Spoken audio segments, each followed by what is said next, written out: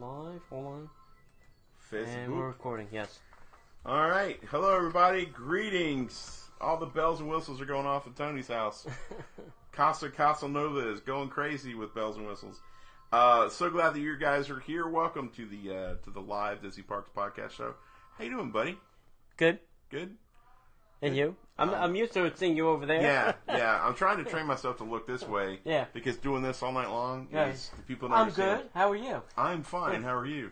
I'm good. We're still kind of operating in a funky way this week. We had a very important piece of gear died, and it's in the shop, so we're sitting next to each other. We have a two-shot. It's different, so you know. Probably do it with one camera. Hey, buddy. Hey, John. How are you? How are you? Like do like animals. Yeah. So anyway, fascinating, isn't it? Fascinating to watch us work. All right, so let's go ahead and get into this. We will get into all the fun stuff. Thank you guys for taking time out of your busy schedules to watch. Appreciate you guys being here. We just got done with the show for our Patreons. It's really fun. I think we might maybe repurpose that and post it because it's a fascinating conversation about all the changes coming to Hollywood Studios and what we would do, especially now that Disney owns 20th Century Fox. All those intellectual properties going on there. The run. What does the fox say? No. Yeah, anyway, all right. Let's go ahead and get the show going, shall we? The fox says, "Welcome to the mouse." The fox says, "Yes, sir, Mr. Mickey. What may I do for you, sir?" Yeah. All right. Well, hello, everybody, and welcome to the Disney Parks podcast. My name is Parkhopper John. Joining me, as always, is Mr. Tony Casanova. How you doing, pal? Good. Very good. How, was your weekend good? Did you do any Disney fun stuff this weekend? I went to City Walk. Does that count? No. Awesome. Great. So you were supporting the competition. Yeah, I went to City Walk and I went to a movie. That was Good for you. Good for you. I didn't do anything. I basically worked all weekend. This was the weekend that I had to do a couple of different things. This is a long weekend. So I did nothing Disney. Nothing at all. I hate when that happens. Me too. It's not fun by any stretch of the imagination. But hopefully you guys had a busier week and you're excited about tonight and this week's show. We've got a lot of really good news, got a lot of fun stuff. Very excited about some of the interviews we have coming up. Tony has been working his little keister off, getting some interviews lined up. We've got some great interviews that are coming down the pipeline. And very excited to. Last week's interview was interesting. Yes, it was a little. It was not your typical Disney Parks podcast interview, but it was great. It was semi-Disney related. Yeah, it was Disney related, but it was fascinating. Yeah, good stuff. Go back and check it out. Talking about Nature Village, Village Nature. This is backwards. Village Nature. Disney's Village Nature, and. It's really cool. Dave Randall? David Randall? Yep. So yeah, it's pretty cool. We got to check that out. Got a lot of good friends in the chat room. And if you would like to be a part of the live show, Monday nights at 7 p.m. Eastern Time, you can come to facebook.com/Disney Parks Podcast, and you can come watch us live. You can hang out in the chat room and chat with us, just like our friends Dean and Susan are doing right now. And if you'd like to be a part of the Patreon family, we'll talk about Patreon in just a second. But we do a live show just for our Patreon folks at 7 o'clock. 7 o'clock for Patreon, 8 p.m. For the rest of our audience. I think I said 7 earlier, so I'm trying to correct that. But you got anything else you want to add before we get into it? No. All right. So there's nothing else we can do, friends, except get into the news. All right, Disney. This is going to be a shocker for you, T. Yeah. Disney is among Fortune's most admired companies for 2018. The year is only 3 weeks in, and we're already one of the most admired companies. That's amazing. The Walt Disney Company has once again placed high on Fortune's list of the world's most admired companies, ranking not number 3, not number 2, number 1 in the entertainment industry, and number 6 overall. Wow. For 2018. This marks Disney's 6th consecutive year in the top 10, kids. Wow. That's pretty good. Did they win a prize for this? No. I'm sure they do. But Fortune partnered with global management consulting firm Korn Ferry. That's KORNFERRY, Korn Ferry, right, to compile the annual rankings out of the 1,000 largest companies in the United States. Companies ranked by revenue, along with non-U.S. companies in Fortune's Global 500 database that have revenues of $10 billion or more. Now, the top 50 companies were determined by a survey of 3,900 executives, directors, and security analysts in a variety of industries who were asked to select the 10 companies they admired most. The annual study looks at 9 key attributes of corporate reputation, including long-term investment value, quality of products and services, global competitiveness, and social responsibility. And we all know that Disney's down with the social responsibility. Mm-hmm. Disney is an industry leader in Fortune's list in these areas, as well as people management, use of corporate assets, and financial soundness. So, congrats. I'm going to have to go find out if I work in one of those top 10 companies. I mean, the company I work for is a pretty large company. I'd like to see where they rank on this list. I'll go check that out while you're reading the next article. That's great. I mean, we love Disney parks. Mm-hmm. I appreciate Disney as a company. Right. If there is one, I'm not a big fan of large corporations. I never have been. The only reason I wasn't a Disney fan when I was younger was because of the company aspect of it all. Right.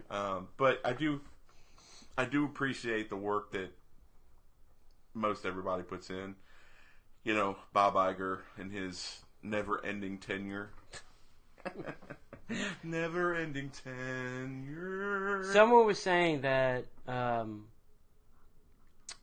he really doesn't want to leave, and so that he doesn't have to leave, he keeps acquiring these companies so that he can get through that acquisition merger. Right. So, he keeps buying stuff so that he can keep extending his tenure that he really doesn't want to leave. Right. Now, is it he doesn't want to leave? I think it's he. I have heard that they wanted him back. Well, they don't have a good replacement, is the problem. Yeah. So, overall, Disney was number 6. Any guesses on who number 1 was? Apple. Correct. Number 2? Begins with the letter A. It's the other site that you visit every day. Oh, Amazon. Yeah. Any guesses on number 3? Chevy. Not even close. Exxon. Nope. Mobile. Alphabet. Oh, really? Yeah. Yep.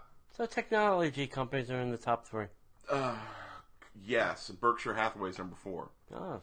So, way to go, Warren Buffett. Yeah. That's right. Starbucks is number 5. Wow. 7 is Microsoft. 8 is Southwest Airlines. FedEx is number 9, and J.P. Morgan Chase is number 10. Oh, that's a horrible place to work. Yeah, I know, right? That's crazy.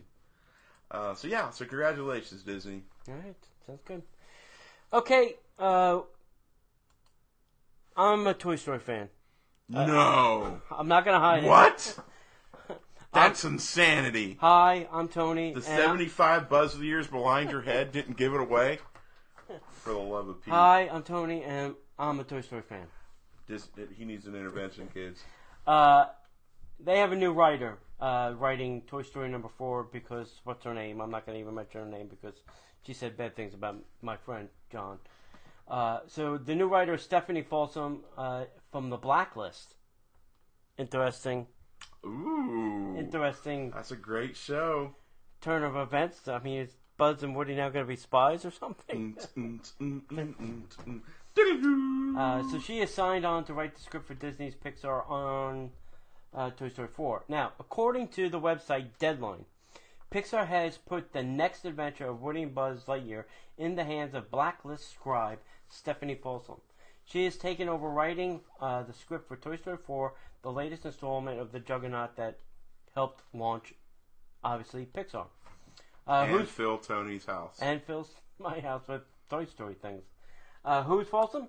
She made The Blacklist for a much different and entirely original script called 1969 A Space Odyssey, or How Kubrick Learned to Stop Worrying and Land on the Moon, an alternate history of a publicist who conceives the filmmaker Stanley Kubrick to work with NASA in order to fake the moon landing. Okay, that's going to be interesting. So she's got some moon landing. You didn't know that? No. Really? Well, That's one of the biggest conspiracy theorists in the world, right there.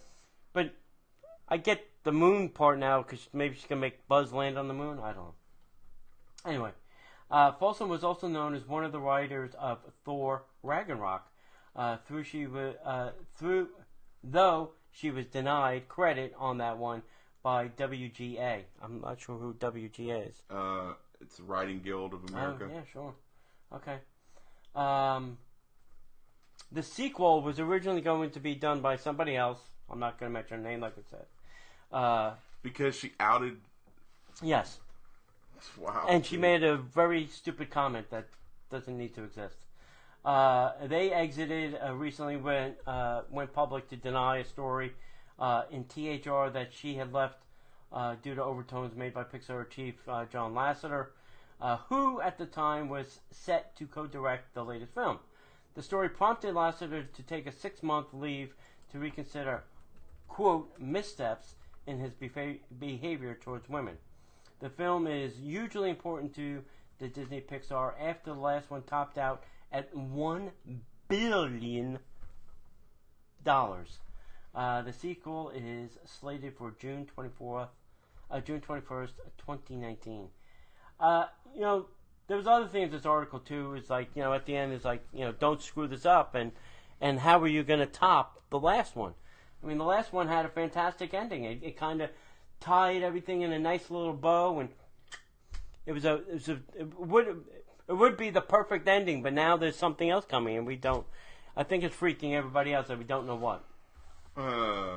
You don't know why it's freaking everybody else? Why? I know why it's freaking everybody out, but there's really nothing you can do. I mean, you have to just, whatever's going to happen is going to happen now. Yes. Well, I think the best thing I can do is to quote, was it Gordon Gekko from Greed? Money. Money, Greed money, is money. good. We want all the money. Yeah. Greed is good. Yeah, you tied up the bow. Yeah. But look, we've got these characters that people love. We can make all the money. Listen, if they made a Toy Story movie every 2 years for the rest of my life, I'd be perfectly fine with that. But you have to make a good story. True. I just don't want... Right. I'm the same way. I don't want 90 minutes of crap up on the screen. Right. I'm the same way about Star Wars. I think that it's great that we're getting a Star Wars movie every year, but I don't want it to suck. I want it to be good. Right. I want it to be, if you need to do one every 2 years, do one every 2 years. Sure. Make sure it's great. Right. Right. But I'm the same way about Marvel movies, know. Yeah. So did any of that stuff with Last ever pan out, if it was true or not? I don't think it was. I listen, I don't know. And I haven't found out anything or seen anything to prove that it was. I think she made the statement and he just said, listen, you know what? I'm going to go take a bye-bye for 6 months, let the dust settle on this, and then I'll come back and maybe he'll take a course on how to be a better manager and how not to hug people. I don't know. That's one way of looking at it. Yeah. Sweet. Maybe he'll practice handshaking instead of hugging. Hey, John, if you're watching or listening, we love you. We and really you can hug do. me. I really don't care. Show me on Buzz where the bad man touched you. Just tone it down a notch. Fist bumps. Fist bumped it out. Yeah. You're the head of a major multi-billion-dollar studio. Yeah. Just keep it real, brah. Yeah. All right. Want to do next? Yeah, sure. Actually, very excited. This weekend is our January Disney Parks Podcast Meetup, happening this Saturday, January 27th at the Territory Lounge, or the Territory Lounge if you're a loser. The Territory Lounge, that's going to be at 7 p.m. We're going to be there.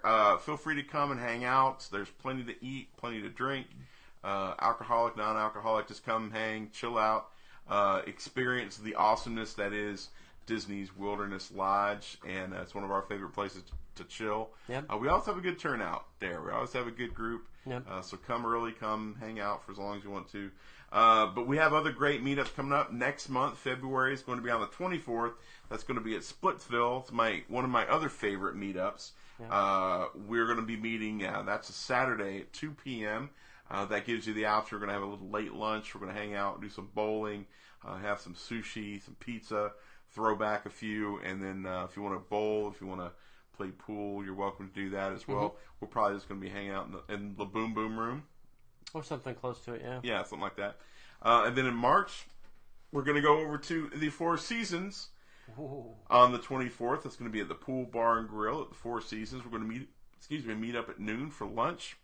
Tony's going to be calling over there to his buddy and see if the chef can do something a little special for us. I'm hoping for some smoked coffee, because that stuff was thebomb.com. Oh, yeah, last time we were there, remember? Yeah, I should have Chef Mikey do that. That smoked coffee was ridiculous. So that's our... If I had a smoker, I would do that every morning. Absolutely. Well, you wouldn't have to do it every morning. You just have to smoke the coffee beans and then grind them. So you just take a pound of coffee and smoke it. Or smoke the grinds. Right. Either way.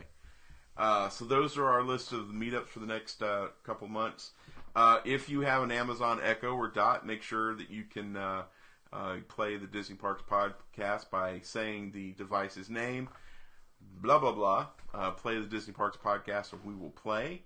Love to get you to listen to us there. You definitely make sure you go to DisneyParksPodcast.com/shop and come hang out at the store. We got a lot of really cool stuff. Adding more stuff, more items. Very excited about some prospects of some things that we talked about last week. It's just a matter of getting it up on the store. And, Tony's got a book. You want to keep going? You want to take over? Yeah, no, go. All right, so Tony's got a book called The Disney Bucket List, shockingly. Disney by the Numbers. What did I say, the bucket list? Yeah. That's my book. Disney by the Numbers. You can get that at DisneyByTheNumbers.com. Click on the store link there, and he's got the book. You can get it signed. You can always get it on Amazon, but you can't get it signed from Amazon. Tony will sign the book for you and send it to you. I've got a book, The Disney Bucket List. Sorry. You can find that over at www.parkhoppers.com. I'll sign it and send that over to you as well. The last couple of things here, we want to make sure that you rate us and review us no matter what podcast catcher you're using, no matter what service you're using. Please give us a review. Let us know what you like, what you don't like, how we can be better at what we do. We want to make sure this show is fun and exciting for you guys, and we want to make sure that you're getting the most Disney bang for your Disney bucks. Yep. Last and certainly not least, make sure that you, if you have a story or a comment or a question, you can call the hotline number, which is 407-413-9010. And go take our survey. Yep. Closes at the end of the month, and we'll pick a winner. We're giving away our books and a $25 gift card.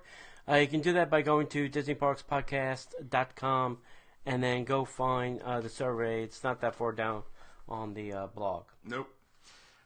So, now this is going to affect a friend of ours, isn't it? Yes, she's actually watching.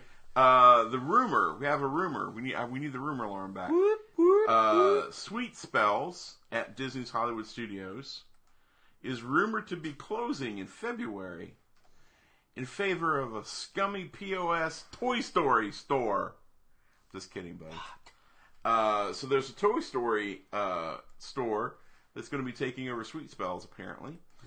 Sweet Spells Bake Shop, just inside the Beverly Sunset facade at Disney's Hollywood Studios, is rumored to close in February to be converted into an additional retail location along Sunset Boulevard. Boo. Not good.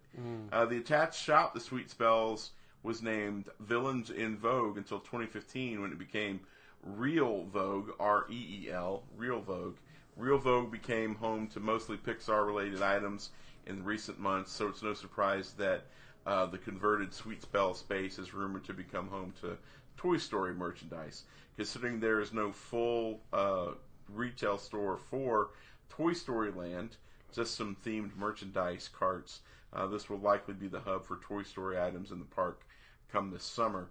Sweet Spells used to offer a number of baked and sweet goods.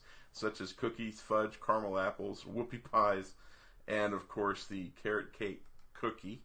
Right. But don't worry, the carrot cake cookie is already available at the Trolley Car Cafe across the street, and we'll be staying there. Some other popular baked items should make the move as well. But it will be likely to leave some favorite snacks unavailable at the park. So, kind of sad news. Yeah. You know, they got rid of Starring rolls. Now they're getting rid of sweet spells. It's like they don't want you to eat. They just want you to buy merchandise. Just buy stuff and walk around and go on attractions. That's right. It's crazy. It's a new day over there. It's a new day. Yes, it is. All right, so last week we had a trivia question. What character is hidden in the projection room in the Indiana Jones Disneyland attraction? The correct answer was Eeyore. What? Eeyore is in the Indiana Jones projection room because Indiana Jones was built on the Eeyore parking lot. And there was a little tribute to Eeyore. And Tim Q was our winner. And Tim, it's in the mail, as we like to say. This week's question. Another Disneyland question. At Disneyland's Matterhorn, the Yeti has a name. Really? Yes. What is the Yeti at the Matterhorn? What is his name? Sasquatch. Very close. Dang. So if you know that, send us the answer to Disney Parks Podcast at gmail.com. One too many email addresses there, bro. One many, too many. Disney Parks Podcast at gmail.com with the correct answer of who you think the Yeti is named after or named for. Or what's his name? Yeah, we want what his name is. We don't need the backstory. Yeah. Please. Hey, give us a backstory if you know it. That'd be interesting. All right, hey, don't forget, if you're not, you can become a Patreon by going to patreon.com/Disney Parks Podcast, where you get an exclusive ad-free show, some video content that we like to toss out there every now and again, and then different offerings. I have something that I want to do for the Patreons, I think, this year, too. Because a lot of them have been long-time patrons. I think we're gonna do something for them. Really? Yep. David M. We want to thank David M., Krista, Grant, Ernie, Ross, Ron, Jeremy, Willie, Kate, Eva, and our new Patreon, Cassandra. Thank you all for your support and contributions. Did you mention the live show? Yes, I did. Okay. Yeah, we do. Yeah, did I? No. We do a live show at 7 p.m. just before this one. Wow. We already have. Thanks, Robert, in the chat room, but you still have to email that to us. Chat room is not an entry. Okay, this is kind of an interesting story, and I'm not really sure the basis behind it, so if somebody knows the basis behind it, that would be great. But Disney World here in Florida is testing having registered nurses, first aid centers, at the resort hotels now. Brilliant move, Disney. Yeah. So starting next week, Walt Disney World will run a test program providing first aid centers with registered nurses at the resort hotel. Beginning on January 22nd, which is today, lasting for 90 days, guests at the All-Star Resorts needing assistance can visit the All-Star Music Lobby between 7 a.m. and 11 a.m. Yeah, 3 hours. That's all you get. So if you're not sick within those 3 hours, what? All right. Similar to the in-park first aid, the resort nurse will be able to offer over-the-counter medications, bandages, and other basic first aid. Now, this is I think this is in result to the new deal that Disney is, notifying guests that they will be entering their room for shock, and all of the punched out cast members and bloody noses that will result. Kidding. Yeah, totally I'm not sure. kidding. I'm not sure why they. Listen, if you're gonna have a nurse there, it's got to be for more than 3 hours. Yeah, that's weird. Otherwise, you can call like any one of the urgent care places in the area. They'll come pick you up and take you to the urgent care place. Right. Or if it's really serious, you just call 911. Is Disney getting ready to put a ban on controlled substances on the park? I don't. You know what I'm saying? Yeah, some schools, you're not allowed to keep like if you have to take a pill every day, you have to turn it into the. I don't know. Is Disney getting ready to make that happen? I don't know. If somebody has insight to why they're testing this at the resorts, and I always wonder why they start with the value resorts. Why they take care of those guests for those kind of things, and then the deluxe resorts, they're like, you know what? They can afford to go to the hospital. They can afford to buy their own Band-Aids. Yeah. That's funny. Yeah. So, the Japan Pavilion. We don't hear many stories about the Japan Pavilion at Epcot, but they're about to add a signature seafood and steakhouse restaurant. Nice. A new place to eat in Japan. That's awesome. As part of the ongoing expansion of Epcot, the Japan Pavilion, I almost said Japanese, the Japan Pavilion will be adding a third table service restaurant, which is a signature seafood and steakhouse establishment that has yet to be named. The restaurant will reside on the first floor of the shopping/dining complex, taking over space utilized by some of the Mitsukoshi store, merchandise storage, and other backstage facilities. The guests will enter the restaurant to the right of the existing Mitsukoshi store along an expanded pathway across the front of the pavilion. According to internal documents, the interior will have a few different themed rooms. The material room, which is check-in and lobby, the wa room, the water room, the washi room, wood room, stone room, and earth room. No additional information is available at this time as the project is yet to be announced by Disney, nor will the third-party company to be operating the Disney venue has been named. So there's no time frame in the opening, but construction should begin in the next few weeks.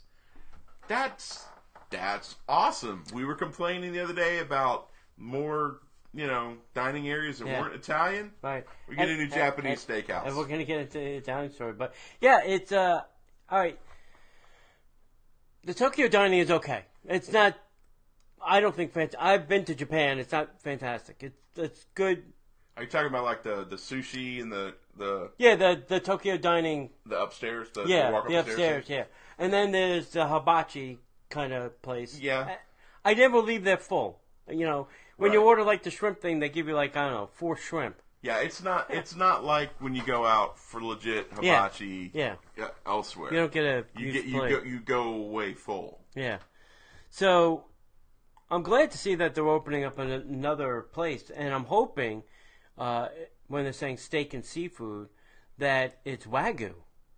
Yes. I hope it's really good Wagyu. Not Florida grown Wagyu. Like Georgia Wagyu. Yeah. Real Wagyu, flown in, fresh. God, that'll be expensive.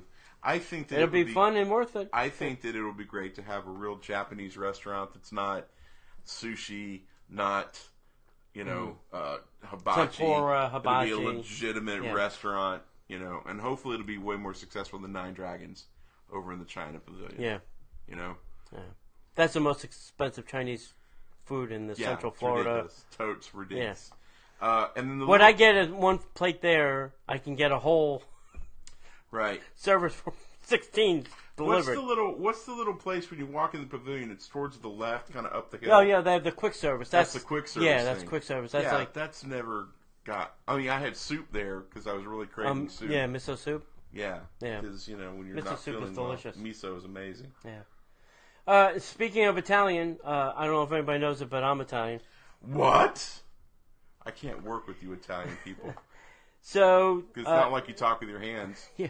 Because he does. There's a lot of Italian restaurants on property, so let's give you a little rundown. At Disney Springs, we now have Blaze Fast Fired Pizza, Enzo's Hideaway and Tunnel Bar, Mario and Enzo's Ristorante, Pizza Point, and the Terralina Crafted Italian coming soon. That's in the old Portobello. That's 5 at Disney Springs. But wait.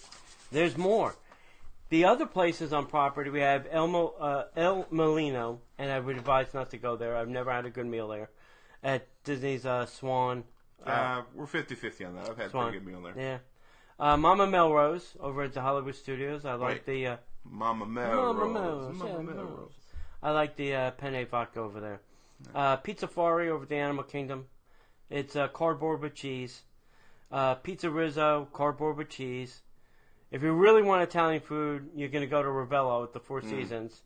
That's my recommendation if you're going to have Italian food. Yeah, if you want something really good. If you want meatballs that are to die for and pizza that's fantastic, go to the Four Seasons. Truth, brother. Truth. Yeah. Preach. Yep. Tony's Town Square, that's been kind of come and go lately.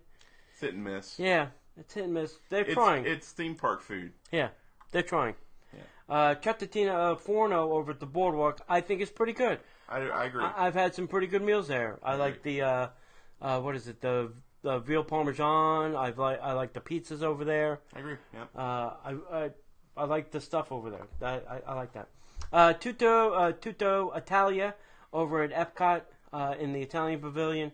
That's pretty good. It's a lot of sandwiches, meats, and cheeses, and things like that. If you're not looking for a full-on meal. Yeah, the best thing about Tutto Italia to me is the Tutto wine. Gusto. Yeah. Tutto Gusto is right next door. Right, that's what I'm talking about. And then Via Napoli, obviously, if you're going to have pizza on property, I think that's one of the best places to have pizza. It is. That's probably second to Ravello. So we're interested to see what you guys think. Is there too much Italian on Disney property? You lying sack of crap. Last week you said, yeah, I'm a little burned out of Italian. I don't know if I could get burned out. I'm just saying there's a lot of it. And you're shaking your head like, no, there's not enough. Yes, there's too much Italian. Because you can't even swing a dead cat not hit an Italian restaurant in Walt Disney World. Yeah, kind of. You can't swing a dead cat at Universal City Walk and not hit 2 Italian places. What's the other? Vivo. And Red Brick Kitchen. Or Red Brick Pizzeria. Yeah, they're pretty close to each other. Yeah, they're right next to each other. The only thing they may even share a kitchen. No, they don't. Is the cowfish in between them. Cowfish is in between them. Well, that's good too. I mean, I love Italian food, but it just seems to be a lot. So much so that wherever you pull this article from, we were talking about this last week, and then boom, now we have another article. Yeah. Oh God, it's and I get it. Pizza's easy. It's fun, it's great, but it's a lot. Right. It's a lot. Hey, Disney's Animal Kingdom Lodge is going to test cash-free payment options. Nice. So yeah, let me dig in. The day is coming. Yes. Beginning February 12th, 2018, Disney's Animal Kingdom Lodge Jumbo House is set to participate in a pilot training or pilot test where transactions will be handled with convenient cash-free options, broadening their accepted forms of payment. All purchases and services at the resort will accept Magic Bands, credit cards, debit cards, Disney gift cards, Disney rewards, redemption cards, and contactless payments such as Apple Pay, Samsung Pay, and Google Pay. As always, we will let you know whatever is going on with other test pilot programs. I didn't realize there were people who were still paying with cash. Listen, the only cash that's in my pocket is a couple singles to tip the valet guy with. Yeah, I mean, I'm not anti-cash. Don't get me wrong. I don't necessarily want to go to a cashless society. Oh, it's coming. I know it is, but I'm not a big fan of that because what'll ultimately happen in the future. But I know you're a big fan of get rid of cash. There's no use for it anymore. Right. That's my theory. That's a brilliant idea until the government decides to turn you off. Have you ever had a tax issue? No. Okay, so speaking to someone who has had a tax issue, I woke up one morning and had a 0 bank account. 0. Not negative. I mean, I had a 0 bank account. I had just deposited a check, and I had a 0 bank account. And what it was not that I was necessarily behind on a payment. Mm-hmm. What it was the paperwork processing for something that I was doing with the IRS to get caught up hadn't gone through, and it wasn't in their system, so they just turned off my bank account. Mm. Okay, we could have a whole podcast about that subject. That's interesting, but yeah, all right, I get it. But yeah, I think I don't know.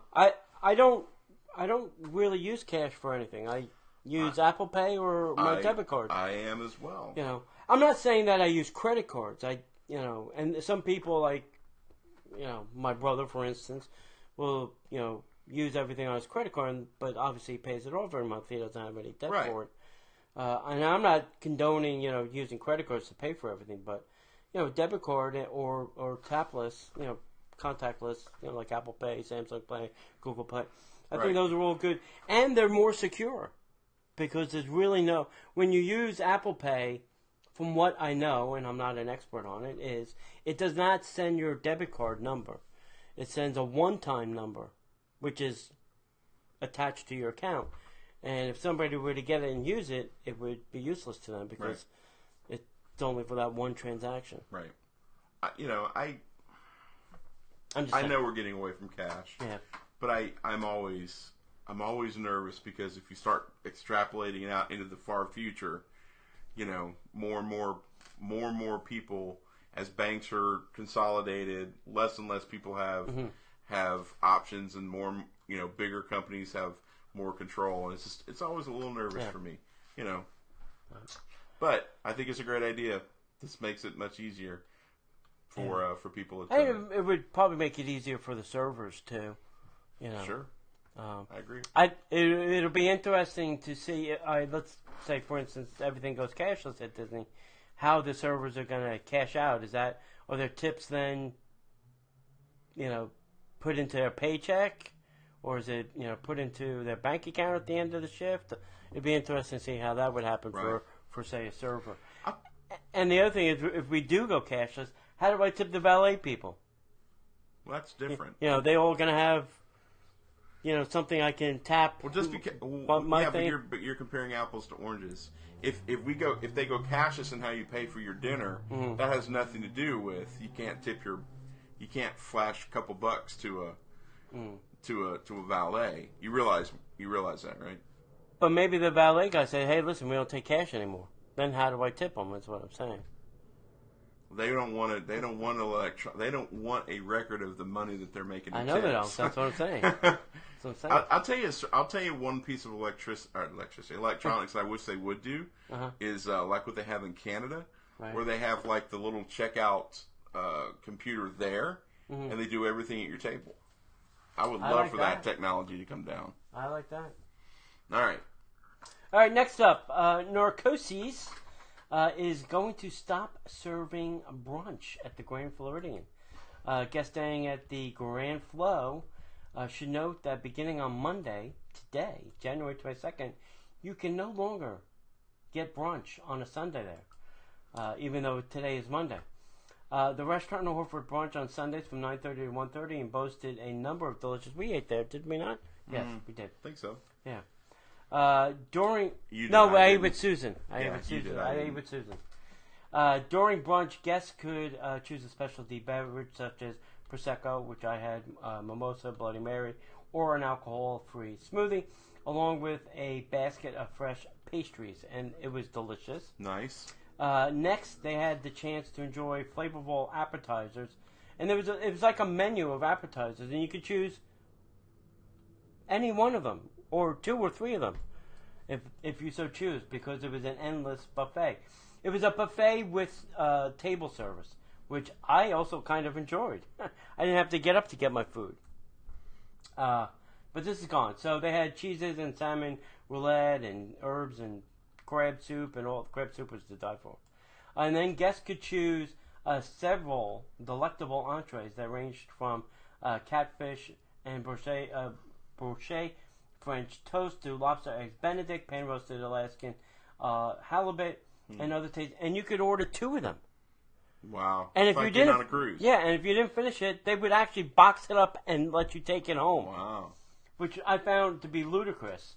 Yeah. You know that they Well, it's like the other brunch place that we go to all the time. Yeah. They box up something there too, and then guests could top off with a whole trio of desserts. I think California Grill's still doing it. Plancha is still doing it over at the Four Seasons. I think there's a bunch of places still doing it, just not there. I just thought it was a weird place because it's so small there. You know, they can't, and that's why you couldn't get up to get food because they'd have to take like half the restaurant just to put the food out. Right. You know, I think it only seats like 60 people or something. Yeah, it's teeny tiny. So I kind of like the way they did it. They came up with a good game plan, but we'll have to see. Well, maybe they'll shift it over. They'll have other places doing. Yeah, maybe Citrico's or something. Citrico's would be great. Other places around Disney property would be great as well. Yeah. Yeah. I mean, I would love to see stuff at Animal Kingdom. Yeah, Jinko. I would love to see something at Jinko. Jinko would be amazing. Yeah. Sanaa would be another great place. Yachtsman Steakhouse brunch. Yeah, that'd be cool. Yeah, Ale and Compass be another good place. Yep. So Artist Point. Yep, absolutely. Artist Point would be perfect. Yeah. It's the right size. Put it all in that entryway right outside the kitchen. Yep. Done. That'd be great. So there you go, ladies and gentlemen. Artist Point. If you're listening to us, we need you. You start doing brunch. Right. Okay, so let's move forward. So, guess what, Tony? What, John? There's going to be some road adjustments at Disney. You know. As if there aren't enough. Yeah, this time it's going to be on World Drive. Even more World Drive craziness. So on January 30th, which is a Tuesday, traffic will be shifted onto the new southbound World Drive near the Speedway gas station and the car care center.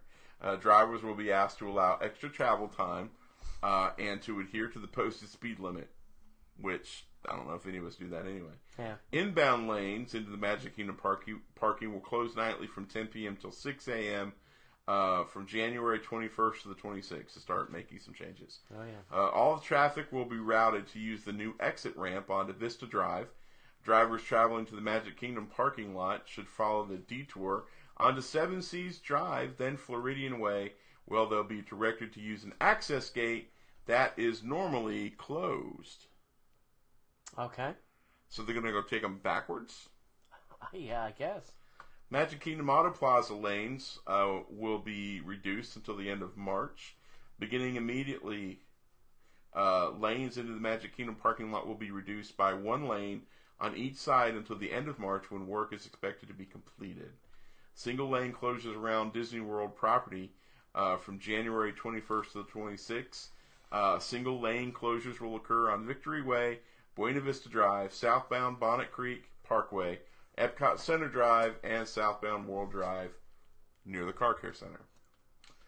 There's going to be a realignment of the southbound World Drive, which will be opening on January 30th.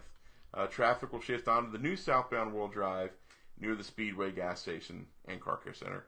Guests are again being asked to allow extra travel time to adhere to the posted speed limit. So basically, they're doing this in shifts. Yeah. Reading it is one thing, hearing it is one thing. Right. Seeing it would probably make a little bit more sense. Yeah. So over the next several weeks, they're shifting lanes a little bit, making some openings, closing some other places, adjusting the traffic flow because they're working on getting the new lanes in. Yeah. I know right now, well, it was last weekend. I didn't go this weekend, drive around the property like I normally do on the weekend. But on Vista, you went way out under the new overpass that they're building, onto Floridian Way. Then they made this cut across. So you cut across in front of the Magic Kingdom parking lot, and then back onto World Drive to get to like Poly Contemporary and Wilderness. While you were doing that, were you hearing? I was thinking to myself, am I going in the right direction anymore? I've been here for years, but decades. I'm lost. I'm lost. I'm like Stitch on a bad bender. Yeah. If you do come down this year, there's a lot of road construction. So just be careful, because the roads that you may know may not be there anymore. Correct. They may have shifted it to the left, to the right, or even to another place completely. Yeah. Even coming out of ESPN, speaking of which, they had the grand opening of the arena. And Disney's press release said 8,000 seats. So we went from 6 to 7 to 7,500 to 8. Oh, it started at 5,500. Yeah, all right. 5,500 to 6 to 7 to now 8. 8. 8's the final number that they sent out on the press release. So 8 is the final coming out of number. ESPN, I don't think you can turn right now onto Osceola. Right. So there's a lot of crazy things. Just be careful and take your time. Wow. Don't be speeding around. All right. I know this is a topic that you love, John, the Disney streaming service. I'm kind of excited about it. I'm looking forward to it. Right. So, former Apple and Samsung executives have been hired to oversee Disney's streaming service. Very interesting choice. Very interesting indeed. 2 competitors coming to one. So, BAM Tech has chosen a leader, and I think that's the company they bought, right? BAM Tech? Yeah, BAM Tech is the streaming service. Yeah. Has chosen a leader for the Disney streaming service currently in development. Kevin Swint has been named Senior Vice President and General Manager for the project. At first reported by Variety, Swint will be tasked with overseeing the development and operations of upcoming direct-to-consumer video services. Swint began working for BAM Tech. I knew you were going to say BAM Tech. BAM Tech. BAM Tech. Initially by buying up 33% of the streaming service developer in 2016. Disney then announced in August of last year that they were putting $1.5 billion down to purchase a majority of BAM Tech. This investment was made to facilitate the creation and eventual launch of both ESPN streaming service and Disney streaming service. And we were talking about that in Patreon, that they're trying to get everything off a ESPN broadcast and make it all streaming. Right. And I guess people will do that. I assume. I guess sports people don't care. I don't. Well, I assume they want to watch it on their glorious big screen televisions. How are they going to do that with Apple TVs and Fire Stick? I mean, they'll do it just like WWE's got their own thing. Yeah. UFC's got a thing. Another wrestling company. But the thing is ESPN was so massively, overwhelmingly expensive that they got rid of a bunch of talent and they're downgrading. And the best thing they could do is go to a streaming service. Yeah. They're losing money. Yeah. Swint's resume includes time at both Apple and Samsung. Apparently likes to job hop. At Apple, he served for 5 years as the director of iTunes International Movies. Wow. Okay. That sounds good. And more recently, at Samsung, he oversaw Milk Music and Milk Video. Milk. It does a body good. I remember a movie with, what's her name? Called Milk. Yes. Probably has nothing to do Griffin. with... Melanie Griffin? Melanie Griffin, yeah. He managed digital products and services for Walmart earlier this year. So apparently he's making the rounds. Yeah, he's going around. He'll be going to Amazon next. He's trying to find a digital home. I just need a place where I got internet. I want to park my SD slot somewhere. Oh, God. Launching in 2019, that's right around the corner, kids, Disney streaming service is expected to have between 7,000 and 8,000 episodes of Disney/ABC television, 3 or 4 original movies, 3 or 4 original series, live action, Star Wars, High School Musical series, all on one little streaming platform. All right, let's go. I'm going to go out on a limb. I'm going to make some pricing predictions. Mm-hmm. This is not going to be cheap. Without ESPN, I think the lowest package you'll be able to get will be about $29.99, and they'll go up from there. Really? Yeah. I don't think they're going to be cheap. I don't think they're going to do the $10 a month like Netflix or whatever Amazon might charge. I think they're going to go out. I think they're going to go big because they're going to know that everybody in the family that's a Disney fan is going to want to watch this. So what's the most expensive streaming service out there currently? I don't know, like Hulu or Sling. So we're looking at $10.99 a month. Yeah, maybe. I think Disney does an initial. Maybe 19 with some premium channel. Okay, so I think Disney's going to do an initial launch of $10.99 a month, and then after the $10.99 a month, they'll go to their tier system. Mm-hmm. So if you want just the movies, just the Netflix type stuff, right, which is everything except like the ESPN stuff, mm-hmm, it'll be $10.99 a month. Mm. It may go up to $11 or $12.99 a month. Wow. If you want ESPN, it'll go to $19.99 a month. Mm-hmm. And then I think what they'll do is they'll probably do like a $24.99 a month. Mm-hmm. If you want ESPN, the regular channels with the live action movies, live action TV shows, and the library stuff. And then what they'll do is they'll do first run video on demand for the movies, like the Star Wars movies that come out, the Disney movies that come out, Pixar stuff. Right. Any movies that come out, they'll come out of the theaters, and within 2 or 3 weeks, they'll be on the video on demand service. Right. And if you want that, then you'll pay more for it. Yeah. I think you're a little low. I think Disney sees their content as being premium to begin with. And I think what they'll do is everything will be kind of a la carte. If you want the streaming platform, you'll pay the $29.99. You want streaming platinum and then maybe premium movies or whatever, it'll be $39.99. And ESPN will be an additional item, completely a la carte to all of the other offerings, I think. I agree. I think that they think that they're platinum, but it's or premium content. But they have to realize there's a pain point for all the cord cutters. Yeah, I don't think they care. They don't, but they want people to purchase it. So if they expect to compete with Netflix, because that's the thing, they have to compete with Hulu and Netflix. Right. It was interesting. So I was listening to a tech podcast today, and they were talking about that cutting the cord is not always cheaper. Cutting the cords can be the same or more expensive, because once you unbundle your internet from your cable from your phone, the price goes up. So your internet now is costing more. That's all right, fine. It's a little bit more. Now you have to go get TV, and that's either from Netflix or Prime or Hulu or Sling or some YouTube Live or whatever. You have to pay for some other service, and then that service may not have everything you want. And you're going to add on maybe HBO. That's always a premium, or Stars or whatever. Or maybe you have to get Hulu and PlayStation View because they don't have all the same channels you want.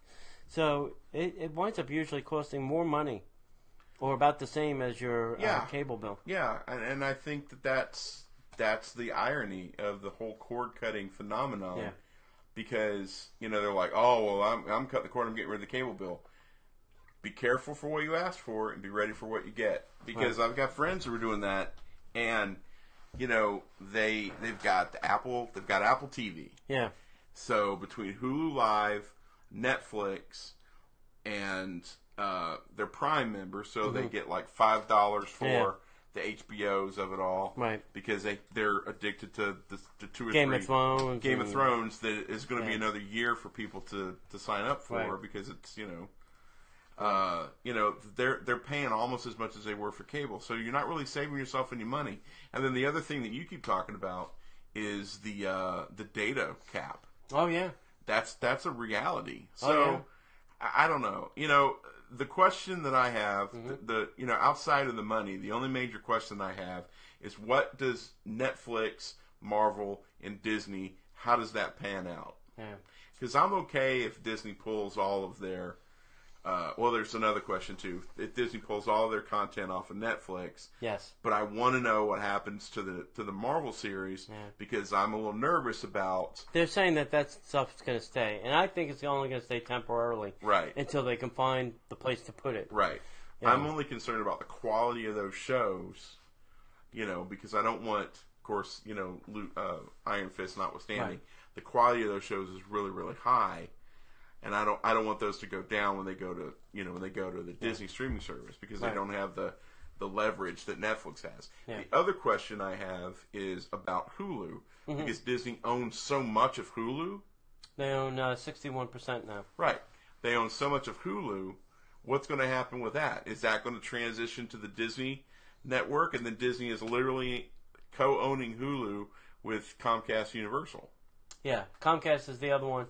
With the Fox merger, that gave them 61%, and then the other 42, 8%, 9, the numbers. Oh my God, is owned by our friends across the street at Universal. Right. I could foresee BAMTech becoming the internet home for ESPN. because BAMTech was connected to the baseball and some other sports related stuff. So I can see BAMTech being just the home for the ESPN pieces. Right. And then I literally could see something happening where Hulu becomes the home for Disney, and it changes. It becomes Disney's Hulu. Yeah. They would call Hulu because it's cute. Yeah. I mean, I don't know. That's a joke. Why build BAMTech if you now own 61% of Hulu? Just buy Comcast portion and just use that platform for your stream. They've already got all the infrastructure and everything's built. Right. Why go build something else when you can just steal what you already halfway own? Well, that's what I'm saying. I think BAMTech, I'll have to look it up here. I think BAMTech is really focused on the sports stuff. What? Yeah. No, we should probably get close. Oh, yeah. Close to 9. Yeah. So anyway, all right. So that's enough of that. All right. So let's get some headline news, right? Yep, sounds good. Headline news. Disney's in talks with 28 Weeks Later director for the Sword and the Stone remake. Do we really need to remake a Disney animated classic that really wasn't a classic? This is going to be a live-action remake. Uh-huh. Do we have to do They're this? doing all the other ones. Why not this? Wow. I don't know. King Triton's Carousel at California Adventure is going to close March 2nd. Yeah, it's going to be rethemed to something else because it's in the middle of the Pixar area that they're building. Yeah. It's got to go. So this just makes me gag a little bit. Mm-hmm. Danny Strong, Thomas Kail, Uh-huh. and Ice Cube Uh-huh. are attached to the remake, the refresh of Disney's Oliver Twist. Right. So they're going to urbanize Oliver Twist. Yep. Basically. Mm-hmm. Yo, I needs me some more, yo. Jeez. All right. Storytellers Cafe at the Grand Californian schedules the last minute refurbishment. So what's going on with that? Yeah, they suddenly closed it for a couple weeks because they had to do some pipe broke. Or I don't know. Something broke, and they can't apparently serve dinner, lunch, or breakfast without it. So nice. Speaking of things, Be Our Guest is now testing paper products during lunch service. That's right. So we have this immaculate dining area, and you're going to eat off of paper plates and cups. Yeah. And the nice thing about going there for lunch, the nice thing about going there for lunch was you actually got a real plate, a real china and real silverware, and you felt like you were actually eating in Beast's Castle. Right. And now they're going to cheapen it up by giving us paper plates and plastic forks. Yeah. Disney guys, if you're listening. Well, that didn't last long. You spent all that time and money researching and creating a wonderful dining experience.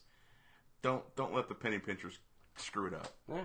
You know, if you're willing to start cutting corners just for the sake of cutting corners, you know, it's useless and senseless. Yep.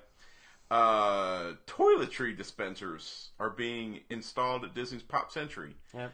This is the trend. We're going back to the mass pumps on the wall. Pumps for stuff on the wall. Yeah. It used to be that way a long time ago. I remember going there.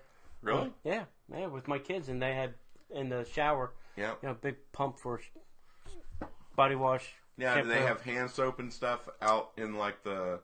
There was something out there. There was something out there. That's hilarious. Yeah. All right, ladies and gentlemen, it's really happening. Permits have been filed to begin Tron Light Cycle coaster construction at Disney's Magic Kingdom. Yay. It's happening. It's really, really happening. I'm probably going to be too small to ride it. I'm probably going to be you're too tall. Probably going to be. I'm not going to have flexible enough ankles. And then one little sad piece of news: a Harley Davidson store has closed, but they're moving it to the town center area. Yeah. So they're just moving locations. So we didn't lose smaller space too. We didn't lose the Harley Davidson store. They're just moving the locations. And Tony says they're going to put a men's shop in that area. I hope they do. I think they're going to put something women's fashion. Ooh. That's my vote. All right. So that's it. That's the news for the week. All right. That sounds good. All right. Anything else? No, I don't think so. All right. Want me to? Well, make sure that you come visit us at DisneyParksPodcast.com. click on our shop. Check out some of the things there. Pick up a copy of Tony's book or my book.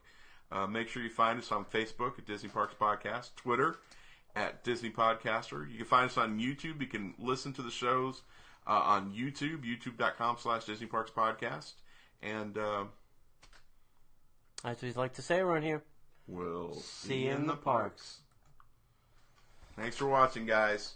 Have a great week. Hey, chat room people. Hey, Dean, if you're still there, the movie I went to go see was The Post. It's very good. I thought it was an excellent movie. I think it's going to win some Academy Awards this year. So better or worse than Molly's Game? I really liked Molly's Game. Me too. Jessica Chastain is way hotter than what's her face? Meryl Streep. Meryl Streep. Yeah. Way. Yeah. I would say Molly's Game and then The Post. I mean, The Post is a great drama that has some great acting in it. There's a whole slew of people in it. But I don't know. I just found Molly's Game more interesting. Mm-hmm. I guess. They're both based on true stories, by the way. So, but the thing too is, if you go see The Post and then you go home and watch All the President's Men, you'll get like it's like a double feature. Yeah, you'll get a full-on history lesson of the Pentagon Papers. Hey, our buddy James has another little wrinkle in the whole conversation about Disney streaming service. Oh yeah. 4K. Oh yeah. That's right. Yeah, I could see Disney going to $20 for 4K, but you'd have to have a massive data to be able to do 4K, streaming 4K. Yeah. Yeah. I mean, you'd almost have to have... There's more and more... Well, Disney's releasing everything. Disney and Marvel stuff is all being released now in 4K. We've read a couple of news stories about it. Is 4K streaming, or is it only 4K for, like, the Netflix where you No, get the I think it's streaming, too. Yeah. Wow. Yeah. That'll... I think there's a special way that it's delivered. I don't think it's just, click on it and it starts... I think it sends a package to your box or something, and then it's read off of that pack. I thought that's how it works. Is it UPS or FedEx? Yeah. Just kidding. Amazon. Amazon. Hey, speaking of Amazon, did anybody see the Amazon Go store opened up? That's the in Seattle. Obviously. Really? Yeah. It opened up this weekend. Now, what are they selling at the Amazon Go store? Think of it as a 7-Eleven kind of thing. Sandwiches, salads. Right. Fresh sandwiches and salads, not 7-Eleven salads. There's that. Salads and sandwiches and beverages, and hot beverages and things like that. But you just throw your stuff in the... You get a QR code on the app.